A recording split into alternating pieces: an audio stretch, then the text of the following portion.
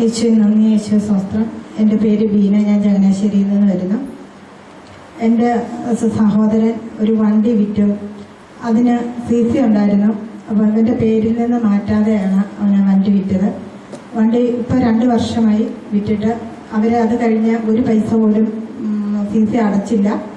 വണ്ടി അവർ ഒളിച്ച് മാറ്റിയിരിക്കുക, വണ്ടി തിരിച്ചു കൊടുക്കത്തില്ല. അപ്പോൾ കമ്പനിക്കാർ പറഞ്ഞു അതിൻ്റെ ലോണൊന്നും ഇല്ലാത്ത ഒരു വണ്ടി അവർ പിടിച്ചോണ്ട് പോകും, അല്ലെങ്കിൽ ഈ വണ്ടി തിരിച്ചു കൊടുക്കണമെന്ന് പറഞ്ഞു. ഒരു കൊല്ലത്തുള്ള ഒരു ആളായിരുന്നു അത് മേടിച്ചുകൊണ്ട് പോയത്. അവർ സ്റ്റേഷനിലൊക്കെ പരാതി കൊടുത്ത് അവരെല്ലാം അന്വേഷിച്ചിട്ടൊന്നും ഈ വണ്ടി കണ്ടെത്താൻ പറ്റിയില്ല.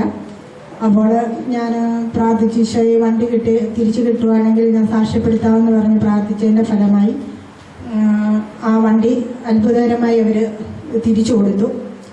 പിന്നെ എൻ്റെ മോളും വരുമാനം US-ലാണ്. അപ്പോൾ അവരിപ്പോൾ താമസിക്കുന്ന സ്ഥലം നല്ല കാലാവസ്ഥയും എല്ലാം കൊണ്ട് സൗകര്യപ്രദമായ ഒരു സ്ഥലത്താണ് അവർ താമസിക്കുന്നത്.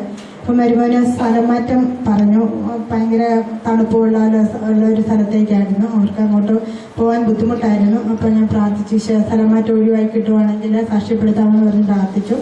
ഈ 2 അനുഗ്രഹങ്ങൾക്കും ഞാൻ കോടതിയോട് നന്ദി പറയുന്നു. നമുക്ക് മഹത്വപ്പെടുത്താം.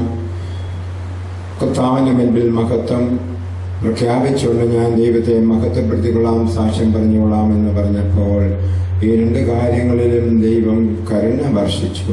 നമുക്ക് പ്രത്യേകമായിട്ട് വിശ്വാസത്തോടെ പ്രാർത്ഥിച്ചപ്പോൾ കരുണ വർഷിച്ച കർത്താവിന്റെ മുൻപിൽ നമുക്കും കരുണയ്ക്ക് വേണ്ടി ചോദിക്കാം. നമ്മുടെ മേന്മയാലല്ല, കഴിവിനാലല്ല, ദൈവത്തിന്റെ കരുണ എത്ര നിസ്സാരമാകട്ടെ, അതും ഡോക്ടർമാർ പറഞ്ഞിട്ട് മാറാത്ത രോഗമാകട്ടെ, പ്രിയപ്പെട്ടവരെ, അത് നടക്കും.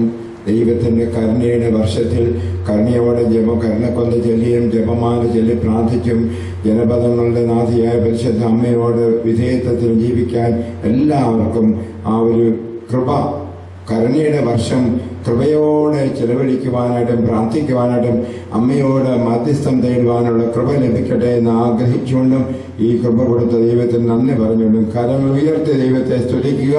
ഹല്ലേലൂയ, ഹല്ലേലൂയ, ഹല്ലേലൂയ, ഹല്ലേലൂയ, ഹല്ലേലൂയ.